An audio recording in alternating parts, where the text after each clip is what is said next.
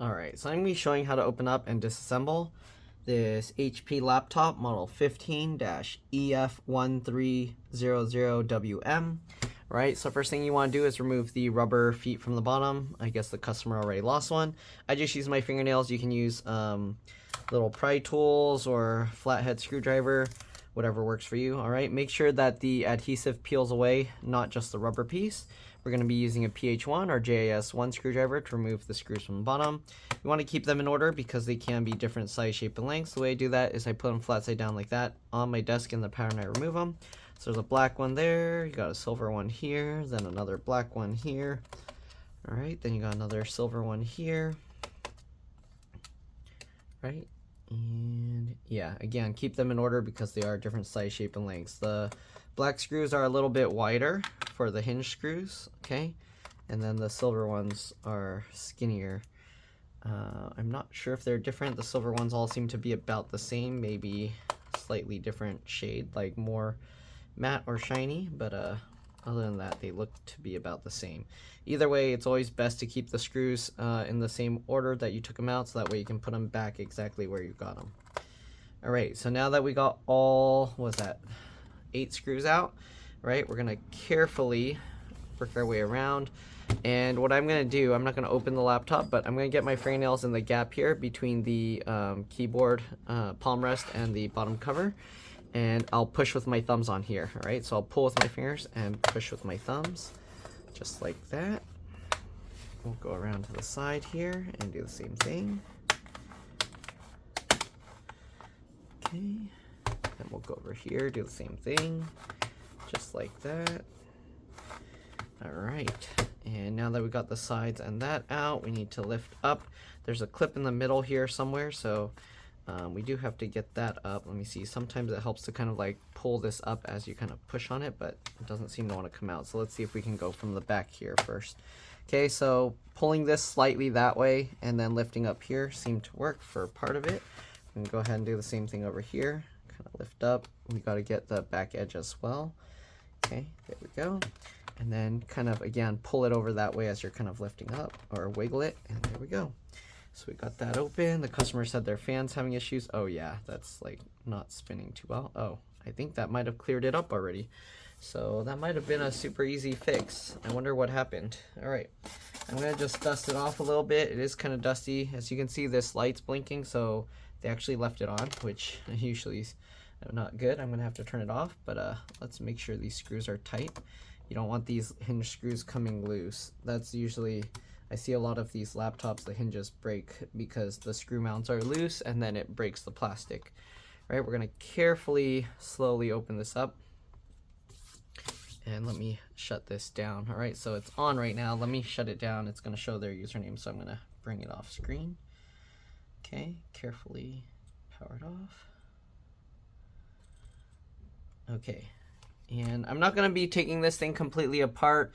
It's very similar to other HP laptop models, so if you're not sure how to replace some components, you can watch a few of my other HP laptop repair videos, and you should be able to get your answers. But anyways, here's the HP battery model, HT03XL, very common battery.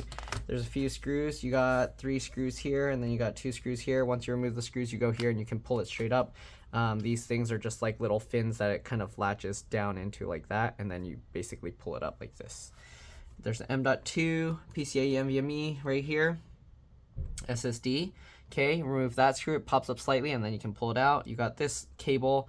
It's very weird. They made it go diagonal to the 2 USB ports here.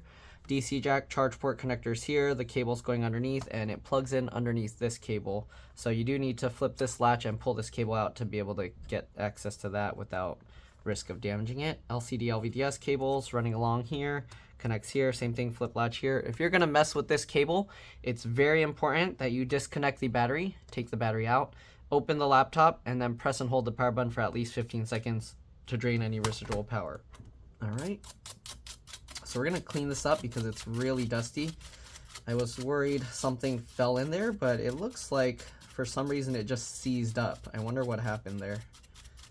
Because after I moved it manually by hand, you can see it's actually spinning okay. I'm gonna use my electric blower outside and clean it up really well just to make sure.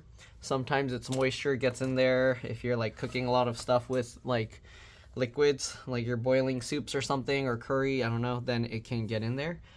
So that could sometimes cause the failure. All right, there's some extra connectors here. They're not labeled, so I'm not 100% sure what they're for.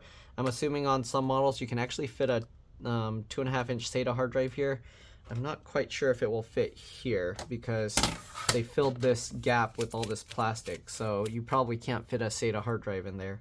All right, you got a, oh, there's some gross stuff stuck in there. So there's, what's that? SD card slot.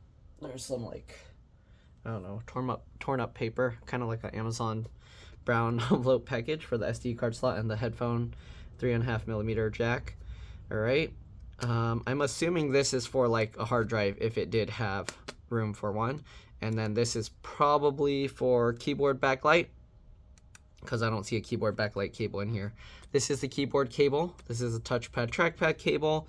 2 slots for RAM. If you don't know how to remove it, you pull these 2 tabs to the side, it pops up slightly and you can pull the chip out. This is a PC4 3200AA 4 gig stick of RAM. You should be okay with any PC4 3200AA RAM. So if you want, you can get 2 8 gig sticks for 16. You can even get 2 16 gigs for 32 gigs. Got wireless card here. To remove the antennas, you do have to peel off this adhesive square thing. And then after you do that, you can go under the tail of the antenna and just pull up and it will pop off. Okay, you got the speaker connector here. This kind of connector, you can see there's the white portion, and then around it's the black or gray portion. You actually just go underneath the tails, like where the wires go in, as close as you can to the white portion of the connector, and you can pop that up. Make sure you're not prying up the black portion. CPU is under here, soldered to the motherboard, logic board, whatever you want to call it. All right, then you got this cable for the fan here. Also has one of those pop-in connectors, but it's black on black. So make sure, again, you're just prying up the middle portion. All right, and I think that's pretty much it. Both speakers actually connect to here. There's a wire going along to this speaker right there. Okay, and if you do want to take the speaker out, you either have to remove the heatsink or you have to take the whole motherboard up to lift it out of the way. Okay, usually I try and avoid taking the heatsink out unless your computer was overheating and shutting off, because usually the thermal paste is okay. You don't want to take it out because then you're going to have to redo the thermal paste. All right, and you can see the fan actually spins nice. Okay, oof, lots of dust is coming out, so I'm going to have to clean that up. And yeah, I don't really see anything else weird in here. So yeah, I'm going to dust it. I'll be back. That felt oddly sticky here for a little. All right, so I'm going to dust this up. I'll be back, and then we'll reassemble this. Very simple design. All right, see you guys in a bit. All right, I'm back. So we dusted it up. You can see it's a lot cleaner inside. It wasn't actually too dusty to begin with. Fan spins okay, so we should be good to go. I'll just quickly show the RAM. Pop those 2. You can see it pops out easily. Make sure the connectors are clean when you put it back in. But there we go. All right, so yeah, very simple. All right, anyways, we're gonna go ahead and get this back on. Again, if you want to see how to remove other components and you're not sure how, I do have videos on a lot of laptops showing this kind of thing. I actually have a more generic video on an old MacBook that had a lot of these different kinds of connectors, so you can kind of, that one will actually show how to remove most of the components. All right, anyways, let's get all these screws back and then we should be good to go. They were having a fan error that was popping up before, and it should be good now. I'll probably ask them, well, they can probably come when they pick it up, and then I'll run a stress test on the CPU just to hear the fan spinning well. And once I verify the fan is good, then yeah, that should be it. All right, so we'll get these last few screws in. Again, if you took the rubber feet out from the other side, if you had both, the one back here is actually a little bit thicker, so the one near the hinges, because it raises the back a little higher. So keep that in mind if you took them out and you're trying to put it back. That's how you would put it. All right, so we got all the screws back in. I also like to look at this to see where the markings are, so I put it back the same way I took it out, because you can flip it upside down and I'd rather not do that. Okay, so looks like there. Okay, so I'll stick on one side here. Once I get down portion of that, I'll go over here stretch it over, get that edge down, and then we work our way towards the middle. And you can see it has all this excess, so what you do is you just work your way over to the middle, push it down, and then after you get the middle down, you kind of work your way back over. All right, and that's pretty much it. Let's go ahead and power this thing back on, just make sure it's working well, and we should be good to go. Oh, make sure also that you pop in all the clips, because sometimes they don't pop in too well. Okay, there we go. Looks good. All right, everything was so dusty it made